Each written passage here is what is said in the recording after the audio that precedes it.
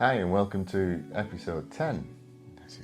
This is really good, episode 10 for the Property Legacy podcast.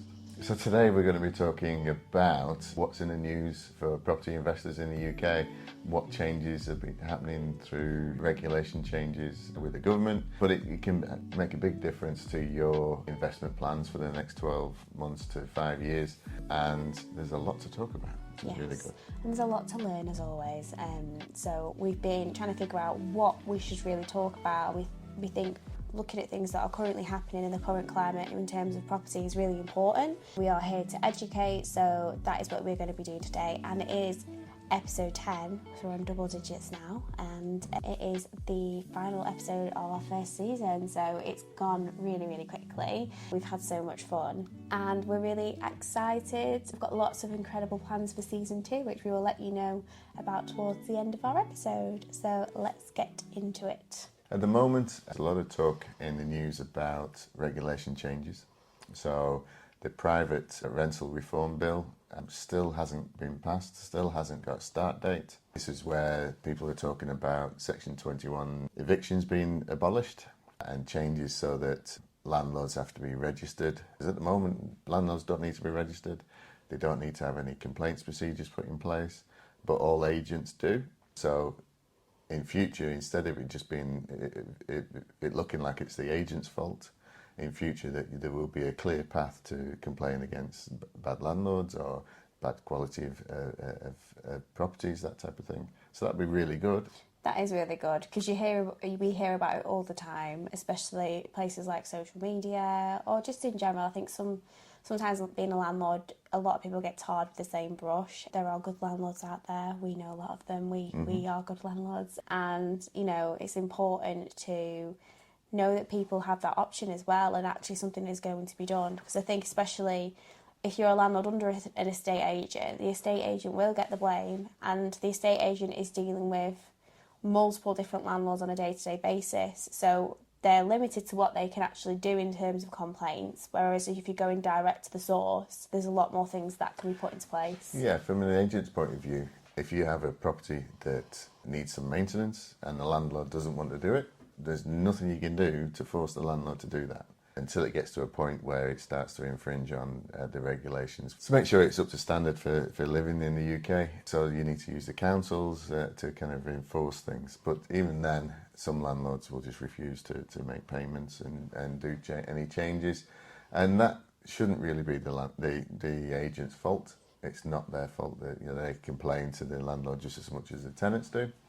So the new rental reform bill will mean that all landlords need to be registered, so that there's a database held by the local council, and that way you can see exactly all the certificates up to date, everything's there. And if you are then finding rental properties that aren't on that database, then you know that it's a bad landlord, or it's a landlord that isn't following the regulations. Yeah, I think that's essential as well. I think people should have access to things like that. I think it's, especially, with the current times and stuff like that, we want to know that we're doing something that's safe and secure, and we should be able to access those types of things. Yeah, so it'll be good for lots of things. People are worried about the cost to landlords, because obviously they're just going to put the rents up to cover that cost.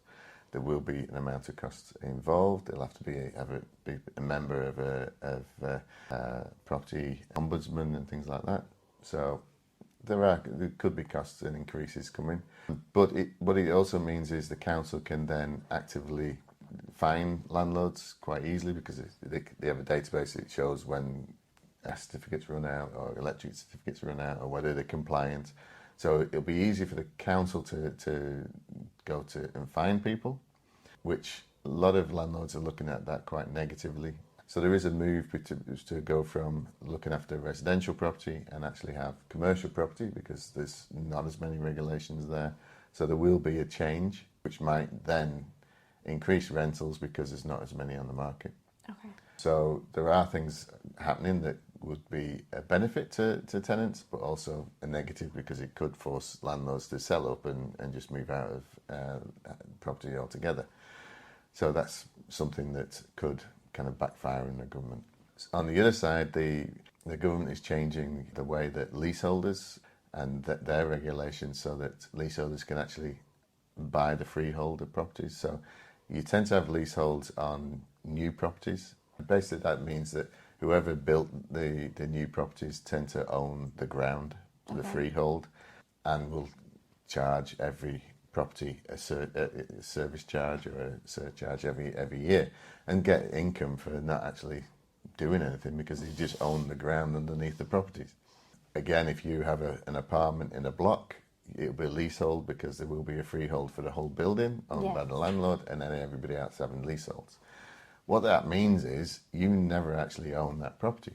You are leasing, you are a tenant for that. So even if you spent $500,000 on a property and it's a leasehold, you've only got that lease for so many years. It might be 999 years, but it is limited. Okay. It's not the same as owning the freehold. So owning properties with freehold is really good. That's what you'd aim for the majority of the time. But leaseholders, it seems to be the way for leaseholders now landlords to then leasehold their properties. Obviously, when you think about, I mean, it's no kind of shock. In the UK, everywhere you drive in, there's just new build estates going up everywhere at the moment. Like I drove past somewhere the other day, and I swear it was a field a few weeks ago, and like half the houses were built. It was crazy. So, is it those types of houses? Are they leasehold or freehold? They'll be leasehold. Yeah. So all of these new builds, and it's funny as well because the amount of problems that people have with new builds, like see it all the time. They're thrown together so quickly, they're priced extortionately, and then they've got so many things wrong with them. Yeah, so it doesn't shock me the fact that they are leaseholds as well. Yeah. Any way that they can make some money out of the fact that people need places to live, which is frustrating. But the thing is, the government wants us to build 300,000 houses a year. We've never hit that target since they put that target in place. And actually, over the next 12 months, we've got the general election coming, and there's talks of actually reducing that target to 100,000, which isn't going to be good for the amount of properties we need, because we need to have more built. So even though we're seeing properties being built everywhere on any bit of land, it needs to be more, because we get so many people coming into the UK, we get so many new births every year. It's increasing the population, exponentially, and we won't be able to have enough properties for all these people. And that then means, from a property investing point of view, that prices are just going to keep going up. Yeah. Rentals are just going to keep coming up, and there's not going to be, we'll get to the point where most people will rent, and it'll be the kind of the top end of the market that own their properties, like it is in Europe. Around Europe, 80% of people rent and 20% of people own all the properties. Yeah, I've seen as well, I think Abby Hookway, she's posted some videos about it, purchasing houses or apartments that haven't even been built yet. Yeah.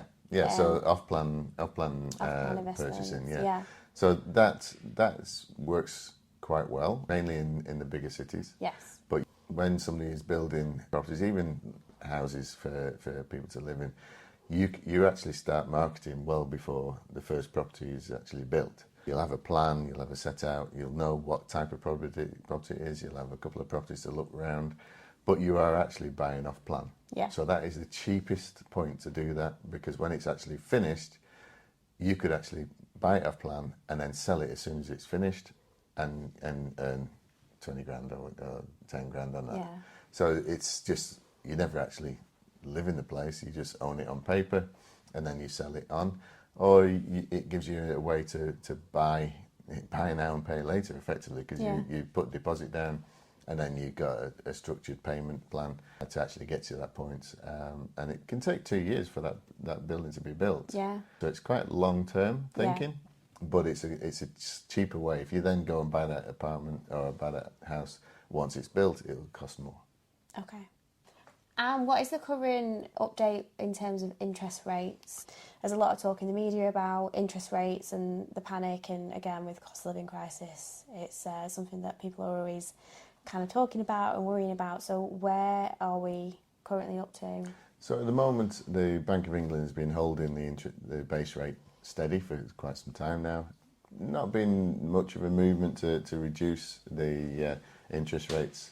The mortgage companies are still adding extra on top of the base rate, so obviously that's where they make their money. So it means now that buying a property is more expensive than it has been for the last 11 years. But I don't think going forwards there might be a little bit of more of a reduction in that, but it's never really going to get to that 0.25% that we had for such a long time. That was just such a big unusual event. So when I bought my first house, it was 15.5%. So paying 5 and 6% is quite okay. Yes. It just means you have to make sure that the figures all work out. Yeah. But the biggest problem you've got coming up now that's going to affect homeowners as well as the investors is the fact that people have got 5-year deals, 10-year deals, and 2-year deals. They're going to get to a point where they're going from a 2% mortgage to a 6% or even a 10% mortgage in some cases. And that obviously will then take away much of the profits, if not all. Yeah. It means the amount of rent they're getting won't be enough, or a household will have to increase their mortgage payments by 10%, and that could really affect people's livelihoods, really affect people's houses, and get to a point where, because there was such a big jump in prices over 2020 to 2022, you could find a lot of people getting into real problems with having to pay a lot more for their mortgage, and they might have been kind of only just managing to afford it over the last couple of years with the energy increase.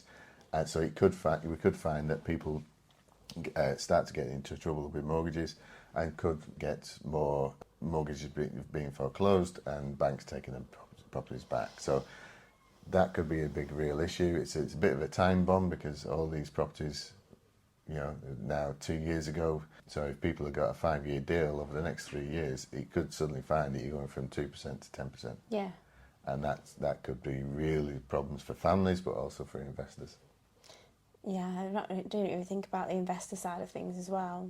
So it just means that properties for rent will be more expensive, right. Because anybody that are renting properties out will pass any extra costs to the actual rents. Yeah, this is the difficult thing. It's so expensive to rent, and it's also so expensive to buy, and so difficult to buy, especially for first-time buyers, things like that. But if you're paying rent, you're never going to save enough money to get a mortgage. No, and on the other side, the government isn't changing the local housing rates. No. So the issue we've got all around the country, the local housing rates are still quite set for the last 4 years, haven't been increased. So now that the rents are higher, like in Blackpool today, an LHA rate for a 3-bedroom house is $572 a month, but the average price for a 3-bedroom house is $825 a month. So there's a big top up that people on benefits are having to find or can't find, and that in itself is forcing people to become homeless because landlords are trying to get the higher rents so that they can pay the higher interest, but then people are now finding that they can't afford to go and get a property. So it means that we do have a scenario where people are homeless, living on friends' couches, or living back home with parents, and it's kind of hidden. Yeah. It's not going to be good for child poverty. It's not going to be good for the economy in the area. But there are places, Manchester, they have been increasing the amounts that pay through benefits because people they understand that if they don't pay the newer rates, people are going to get evicted or people are going to get moved on. So there are places around the UK that are paying more to bring it in line with the current trends, but there are lots of councils around the UK that don't.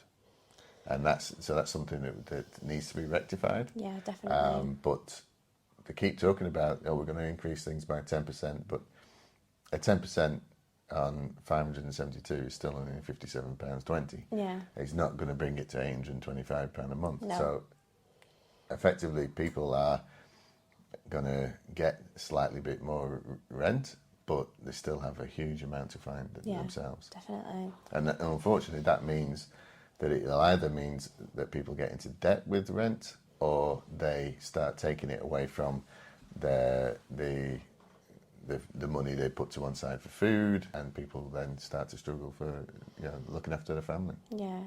Oh, it's a bit scary, isn't it? I don't like when we talk about some things. Yeah. Tell me some positive news. Let me know what positive things are happening right now in property. Okay, so the positives are, if you look at the younger market, the millennials, they're all obviously at the point now where they've been in university and they're all working in professional careers. They are actually looking more for rental properties because it's still a lot to go and buy, but they want to be in the cities and they want to be where there's a lot to do and things are happening. So HMOs, co-living environments are a big thing that's on the up. Manchester itself is probably one of the biggest growth markets at the moment. It's surpassed London and Birmingham. Manchester is like starting to become like the new London. Everyone wants to be here. Everyone wants to be there. Well, it kind of showed when the BBC brought all the film studios up to Manchester. Yeah. And a lot of the FST 100 companies are now in Manchester, not in London, because why pay the big rates? No, why pay exactly. the big amounts? So the growth in the Manchester area is going to be huge over the next 3 or 4 years. So if you can get in and start working on properties in that area, you will get a real huge amount of growth. But it also means that prices in that area have also gone up. So you kind of catch 22. The gross yield is around about 8.5% to 9%, whereas Blackpool's still 10 to 12. So it just depends on what you're looking for. Yeah, I was talking to someone who does service accommodations the other night, and they have a client. They've got 10 service accommodations in Manchester, and they were saying they've spent £7,000 on each apartment, and they just can't get the bookings in it because the main source of people coming in are like emergencies in the home, like they've had a leak or something like that, or a fire. And that's when they're coming in emergency situations, because not many people really need that service accommodation area. They want to actually live in Manchester, and it's so oversaturated as it is in that market. So, things like that, if you've got service accommodation and it's not doing well, that's probably the time to switch it over to rent it out to people, because there's so much demand for these spaces. But the amount of money that's gone into making them look nice, but unfortunately, they're throwing buildings and hotels up all over in Manchester all the time, so it's hard with the market, isn't it? Yeah, well, even Gary Neville, one of the ex-footballers, he's got a huge project in Manchester, building a complete block of luxury apartments. So there's a lot of money coming into the area. There's a lot of kind of foreign money coming into the area as well. So it's a definite growth area, which is brilliant for Manchester, because it's been an area that has always been overshadowed by Birmingham and London. But even now we've got Leeds, Bristol, Glasgow is a boom, having its own boom areas. So everywhere around the UK is improving in growth, but there are certain cities that are actually growing faster than everywhere else. So have a look at your local area. Preston is got a huge amount of investment going on. So there's a lot of areas that are improving. There's a lot of money around. So let's try and get that into as many investments as we possibly can. So that's enough of the doom and gloom of the news, because that's made me There's feel a lot of positives there. There are There's a lot of good positives, things. but I'm quite exhausted after that. There's lots to kind of learn about there, and there's so much going on that people aren't aware of. So it's important to kind of educate people on what is going on behind the scenes. But yeah, we are wrapping up on our 10th episode, which is really strange. How have you found doing the podcast for the last few months? It was strange. Yes. It's even more strange when people recognise you. Yes. And actually show that it goes out there and people see it. Yes. But yeah, it's been great. It's been good feedback, and it's just we're learning as we go. Of course. Like everybody else, it's good. And this is our last time filming in this space, which is weird. Yeah. So we are coming back for season 2 in August. We're having a couple of months to go out, because what we're doing is we're going on tour, aren't we? We are. We We're are. touring the Northwest. We're touring the Northwest. So in June and July we're going to go out. and meet with 10 different property professionals, go and see their spaces, learn about their experiences, and then from August to December we're going to run season 2. So there's going to be so much exciting things that we're going to share. We're going to open ourselves up to so many more people and allow people to have a platform so we can share what they're doing too. So it's going to be really exciting. I'm really looking forward to it. And I just like getting out and about and going to have a nosy at what other people are doing. Yeah, because we are very nosy. Yes, we are. And obviously with our building that we're renovating at the moment, when we come back for season 3, which will be January 2025, we will be in our brand new studio space and set up. And we can just fly from there, really. We're going to dedicate a space to filming and just have it so everything's in one place and we can just go and film and get podcasts out on a fortnightly basis like we do now. So we're very excited for that. We're not just going to disappear for 2 months. We're going to be sharing lots of updates on social media and keeping you guys up to date. We've got lots of exciting things kind of in the pipeline and coming out and behind the scenes content. But yeah, we're really excited to come back with a bit of a fresh perspective, meeting lots of people and allowing them the chance to actually share their stories too. Yeah. I think there will be some people that will miss us. Yes. I know one especially, Leanne, who waits at 10 to 9 on a Friday morning waiting for it to drop. She came round, her and her husband came round and had a look at the Dixon Road project. So she will miss us. Oh, well, we'll only be gone for 2 months and then we'll be back. Yeah, we will definitely be back. And when we're in our new studio space, we won't have to go away for a certain amount of time. We'll be good. It's just for now, we've just got to... We need some time for me to put these blooming books together and all of that. There's lots to do I've behind done the my bit. scenes. Yes, exactly. But yeah, we just wanted to say thank you so much for everyone that's tuned in, everyone that's given us feedback, reviews. We really appreciate them. If you've not reviewed or liked our podcast yet, please do. It really, really helps us with the rankings and any support that we get through social media as well. We will not be going missing. So thank you so much for everybody that has supported us over the last few months with our first season, and we are done. Yeah, that's us. That's Finished. us. Thank you so much. Next time. Bye bye.